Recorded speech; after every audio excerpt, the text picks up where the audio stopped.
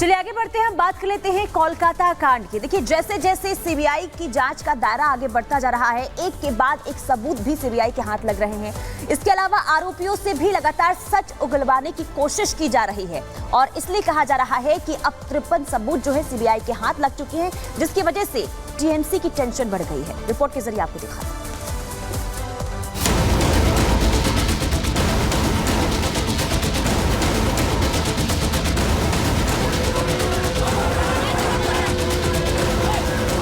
एक अरेस्ट वो भी कलकत्ता पुलिस ने किया है। सीबीआई क्या कर रहा है? क्या सीज किया सर? सीज किया। चलिए बता दीजिएगा सर, बहुत कुछ है बस। हर राज्य सरकार से कहूंगा कि महिलाओं के खिलाफ अपराध अक्षम्य पाप है, उसको किसी भी रूप में मदद करने वाले बचने नहीं चाहिए। महिलाओं से अपराध को लेकर मोदी बहुत गुस्से में है और ऐलान कर दिया है कि बेटियों से हैवानियत करने वाले दरिंदे किसी कीमत पर बख्शे नहीं जाएंगे। इधर मोदी ने ऐलान किया और उधर कोलकाता में सीबीआई ताबड़तोड़ एक्शन में जुट गई। डॉक्टर से रेप और मर्डर के मामले में जांच एजेंसी ने एक दिन में 15 ठिकानों पर छापेमारी की। सीबीआई के कड़े एक्शन से लग रहा है कि कोलकाता में कई बड़ी गिरफ्तारियां होने वाली हैं। क्या कॉलेज के पूर्व प्रिंसिपल संदीप घोष भी गिरफ्तार होने वाले हैं? संदीप के करीबी कई डॉक्टर और प्रोफेसर भी सीबीआई के रडार पर हैं। तो क्या संजय की तरह वो सब भी अब जेल के सलाखों में जाने वाले हैं? इधर सीबीआई की ताबड़तोड़ जांच से टीएमसी के पसीने छूटने लगे हैं। डर कनेक्शन निकलने का सता रहा है, तो अब उनके नेताओं ने सीबीआई को आड़े हाथों लेना शुरू कर दिया है। लेकिन सीबीआई कहां पीछे रहने वाली थी, तगड़ा पलटवार किया। स्टैंड एक ही है, इवन वी वांट जस्टिस। 12 दिन हो गया है, सीबीआई को नया कुछ मिला नहीं है और सीबीआई के कन्विक्शन रेट को लेके हमारे मन में भी बहुत सारे सवाल है। हमें पता नहीं कि आगे जाके ये कार्रवाई कितने दिन चलेगी और फाइनली जाके जस्टिस मिलेगा या नहीं मिलेगा। आरजी कौर का जो रेप केस है, मर्डर केस है, वो तो तुरंत सॉल्व होना चाहिए। एक अरेस्ट वो भी कलकत्ता पुलिस ने किया है। सीबीआई क्या कर रहा है?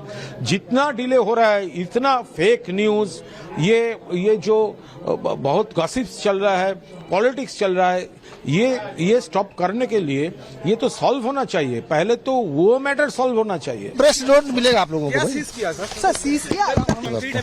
बहुत कुछ है बस। इस रेप और मर्डर केस में सीबीआई जांच के बहुत करीब तक पहुंच चुकी है। एफआईआर में आरोपी के तौर पर आरजी कर मेडिकल कॉलेज के पूर्व प्रिंसिपल संदीप घोष का नाम भी दर्ज कर लिया गया है।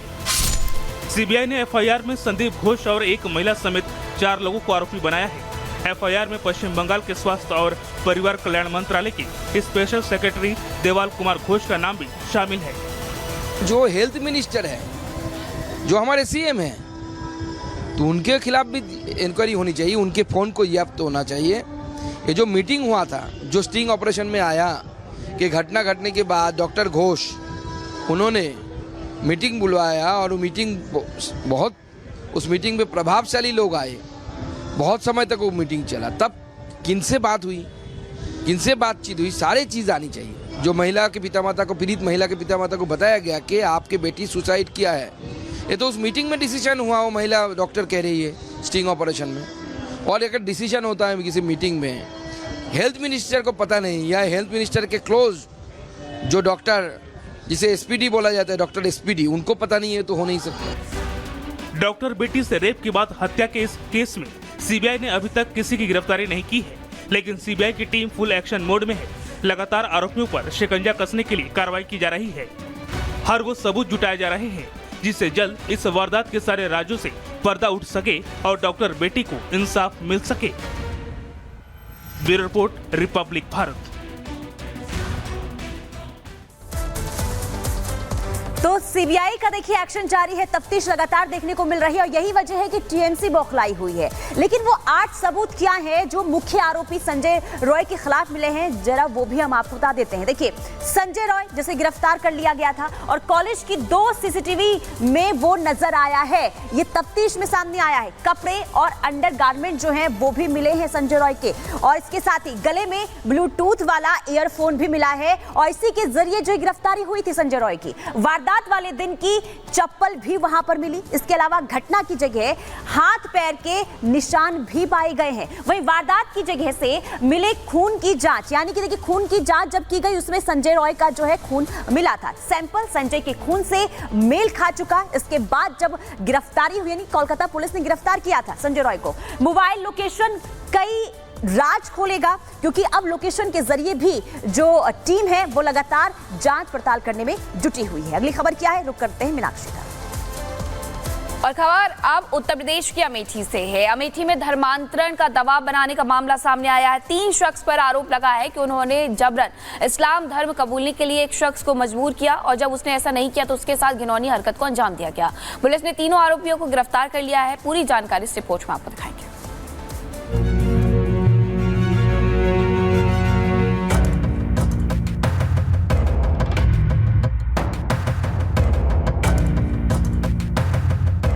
अब मैं जानता हूं कि आप इस मामले को उठवाना नहीं चाहते हो, आप डिस्ट्रैक्ट कराना चाहते हो। कठोरतम कार्रवाई करेगी और ऐसी कार्रवाई करेगी कि जो इस प्रकार के तत्व हैं उन तत्वों को एक मजबूत संदेश जा सके। इन चेहरों को देखिए। पुलिस शिकंजे में खड़े ये 3 वो चेहरे हैं जिन्होंने अमेठी में दुष्कर्म और धर्मांतरण का गंदा खेल खेला।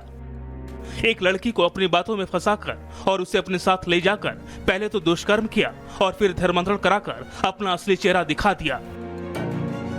आरोपियों ने पीड़िता को बंधक बनाकर रखा था। पीड़िता पर जबरन धर्म परिवर्तन का दबाव बनाया, लेकिन मौका पाकर पीड़िता वहां से भाग निकली। पीड़िता पहले तो चुप रही, लेकिन सब्र का बांध टूटने के बाद उसने सारी बात अपने परिवार को बताई। आरोपी के चंगुल से छूटकर पुलिस के पास पहुंची पीड़िता ने अपने साथ हुए अत्याचारों के लिए न्याय की गुहार की है, तो योगी की पुलिस तुरंत एक्शन में आई और आरोपी को शिकंजे में ले लिया। मुख्य अभियुक्त वो और 3 अभियुक्तों को गिरफ्तार करके जेल भेजा गया है। पूरी इसकी व्यवस्था की जा रही है। जो शेष अभियुक्त हैं उनके विरुद्ध भी साक्ष्य के आधार पर कार्रवाई की जाएगी। चुनाव में राहुल गांधी जिस अमेठी का खुद को बेटा और भाई होने का दावा करते हैं, जिस अमेठी से पुराना रिश्ता होने की बात करते नहीं थकते, उसी अमेठी में एक बेटी के साथ घिनौना पाप हुआ। लेकिन राहुल गांधी चुप है, क्योंकि इस तरह के मामले में तो राहुल गांधी डिस्ट्रैक्ट होते हैं। सुनिए। इस इंसिडेंट में आया हूं जहां पे मैं डिस्ट्रैक्ट नहीं करना चाहता हूं, इसलिए मैं यहां इनका मामला उठाने आया हूं। देखिए भैया, मैं यहां इस मामले में आया हूं। अब मैं जानता हूं कि आप इस मामले को उठवाना नहीं चाहते हो, आप डिस्ट्रैक्ट कराना चाहते हो। क्या यह खबर देखने के बाद आप अपनी बिजी शेड्यूल में से वक्त निकालकर उस बेटी का दर्द बांटने जाएंगे? क्या उन आरोपियों के खिलाफ एक्शन लेने के लिए आगे आएंगे? लेकिन बीजेपी कह रही है कि राहुल गांधी जगह देकर सियासत करते हैं। नहीं, सरकार हमारी सजग है और हम लोग किसी भी प्रकार के प्रलोभन के आधार पर धर्मांतरण के हम लोग विरोध में हैं और मुझे विश्वास है सरकार इस पर पूरी जांच कराकर और कठोरतम कार्रवाई करेगी और ऐसी कार्रवाई करेगी कि जो इस प्रकार के तत्व हैं उन तत्वों को एक मजबूत संदेश जा सके। और मुझे विश्वास है कि इस प्रकार के जो तत्व हैं, जो इस प्रकार की ताकतें हैं, हमारी सरकार चिन्हित करके सबके खिलाफ कार्रवाई करेगी। बीजेपी का आरोप भले ही सियासी हो, लेकिन सवाल कई हैं जिनका जवाब देना राहुल के लिए जरूरी है। बहरहाल योगी के यूपी में धर्मांतरण पर सख्त कानून बन चुका है और उसी कानून के तहत अब इन गुनाहगारों का भी न सिर्फ हिसाब होगा बल्कि पक्का हिसाब होगा। Bureau report, Republic Bharat.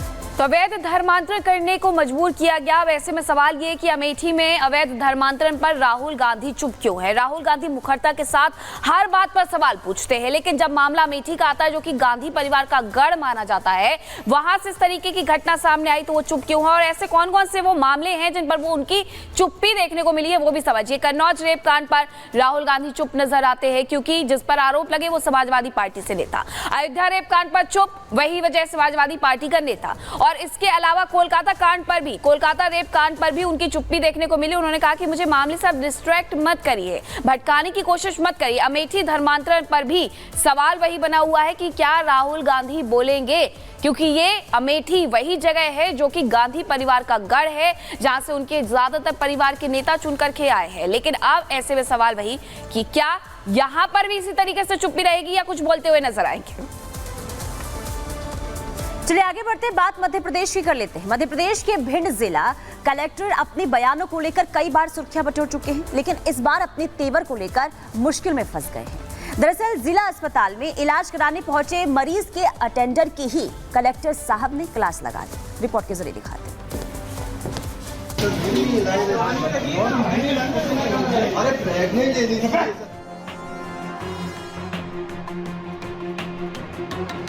आप क्या बात कर रहे हैं?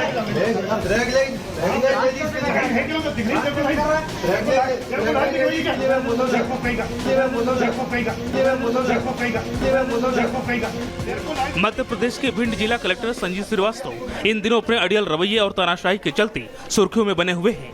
इस बार कलेक्टर एक मरीज के अटेंडर से ही भिड़ गए। कलेक्टर साहब ने अटेंडर को जमकर फटकार लगाई। इतना ही नहीं, कलेक्टर बदतमीजी पर भी उतर आए।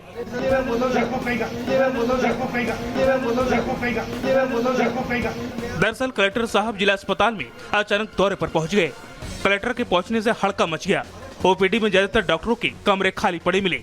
कलेक्टर संजीव श्रीवास्तव ने ड्यूटी से गायब रहने वाले डॉक्टरों के बारे में जानकारी ली। इसके बाद कलेक्टर ने एसएनसीयू, पीआईसीयू समेत कई दूसरे वार्डों का भी निरीक्षण किया, लेकिन हर वार्ड में डॉक्टर अपने ड्यूटी से गायब मिले।